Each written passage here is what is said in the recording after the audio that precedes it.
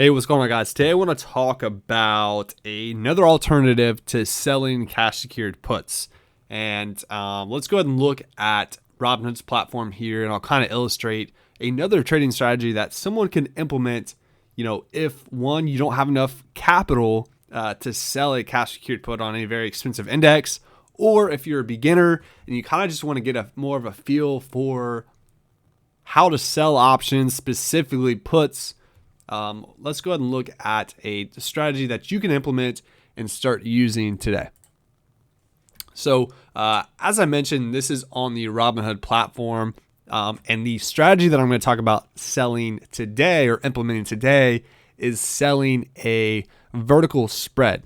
So if you know what a cash secured put is, this is an example here. You can see QQQ is currently trading for $494. So if you want to sell a cash secured put at this 490 level, you have to fork up $49,000. And as you can see here, this account has like no money left in it.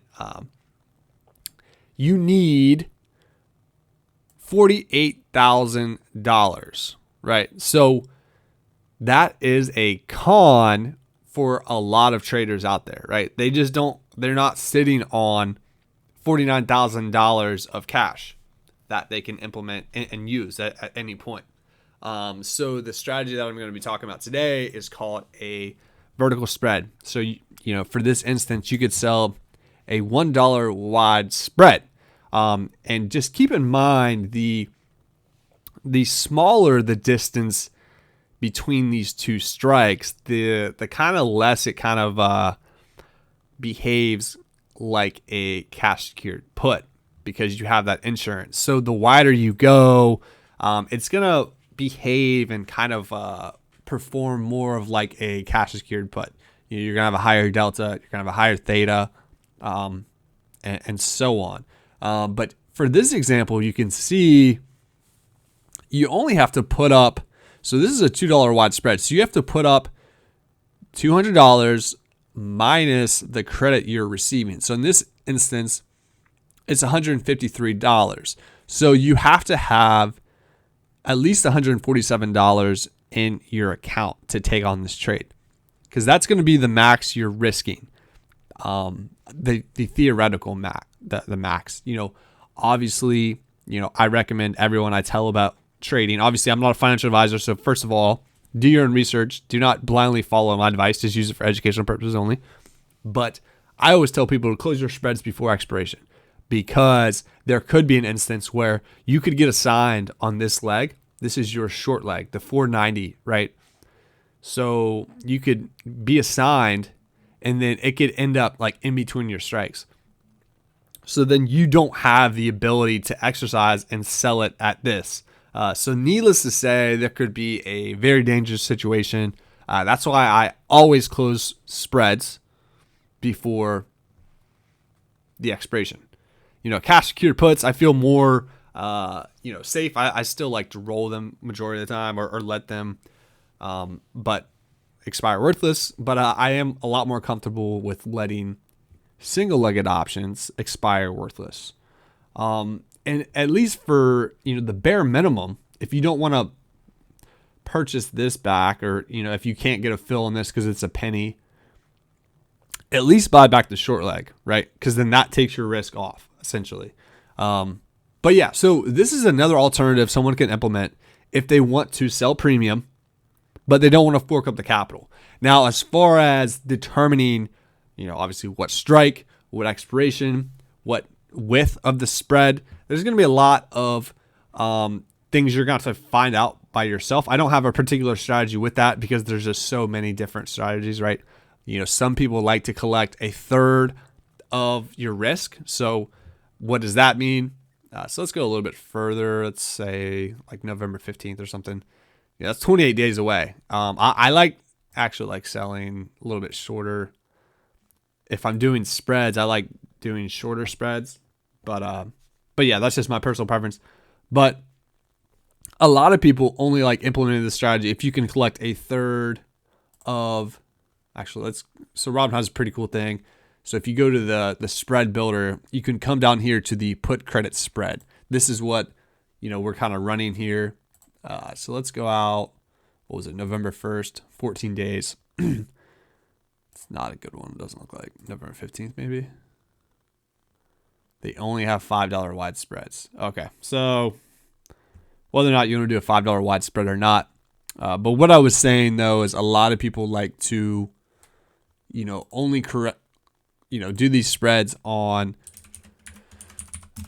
items that you can collect a third of your risk. So in this instance, it's a third of 500 is right around $165. So it would be somewhere, in between here. So if you sold this, you're collecting $137 on, risking 362.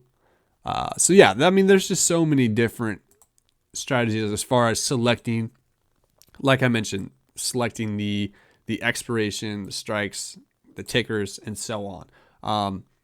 Do keep in mind there's some risk with X dividend dates and stuff like that. That's more on the lines of if your options are in the money. So like if you're doing like a call debit spread, which isn't really what we're doing here, but if you have a put credit spread down here and then it goes in the money, just keep in mind that they can be exercised early. And the reason that happens sometimes if there's a big movement in the stock market, pre-market or something like that, or if an X dividend date is coming up, that's more like on the call side. So if oh goodness, did it really just drop that much? Wow, it just dropped $2 or $3 there. But yeah, so it's more of like on the call side, like if they want to collect that dividend, they will go ahead and exercise their option early so that that they can, receive the dividend. But yeah, so those are just some things okay, so that was just a glitch. I don't know if you guys saw that or not, but it just dropped $4 just because. Okay, thanks Robinhood. Hope you improved that a little bit there. But yeah, so, once again, here's a good example actually. You're collecting almost a third of your risk of $100. So, some people do that. Some people sell, way out of the money, like you're collecting 10, 15 cents. You have a 90% theoretical chance that it won't. Yeah, that's actually something else I want to talk about. So if we go back just to selling individual ones, QQQ, trade options, sell put, I don't know, 31st. You could see this column. They have chance of profit. So it looks like you can change that if you want. But the chance of profit kind of gives you an idea of, based upon the current market price, the current implied volatility, a lot of different data there, the chance of profit that this will expire out of the money. And out of the money means not below 482. Because anything below 482, this option would be in the money. So just do that. Take that with a grain of salt. Like this says a 76% chance that it will not expire in the money, but I've seen these numbers move really quick. So, 92%, you might think, oh, this is like a win-win situation always, but you are selling premium.